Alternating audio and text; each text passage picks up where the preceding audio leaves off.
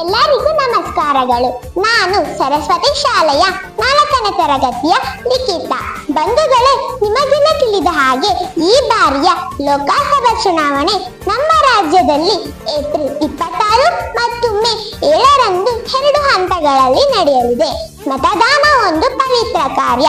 18 ವರ್ಷ ದಾಟಿದ ನೀವೆಲ್ಲ ಈಗಾಗಲೇ ನಿಮ್ಮ ಹೆಸರನ್ನು ನೋಂದಾವಣೆ ಮಾಡಿಸಿ ಮತದಾರ ಪಟ್ಟಿಯಲ್ಲಿ ಸೇರಿಸಿರುತ್ತೀರಿ.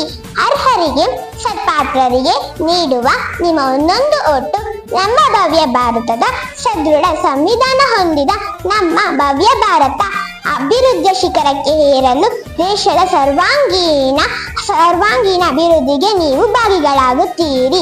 ಹೀಗಾಗಿ ನಿಮ್ಮ ಪವಿತ್ರವಾದ ಓಟನ್ನು ಯಾವುದೇ ಹಣ ಆಮಿಷಗಳಿಗೆ ಮಾರಿಕೊಳ್ಳದೆ, ಜಾತಿ, ಧರ್ಮ, ಸ್ವಜನ ಪಕ್ಷ ಎಂದು ಮಲಿನಗೊಳಿಸದೆ ಅರ್ಹ ಅಭ್ಯರ್ಥಿಗೆ ಮತ ಹಾಕಿ ಚುನಾವಣಾ ಹಬ್ಬವನ್ನು ಆಚರಿಸಿ.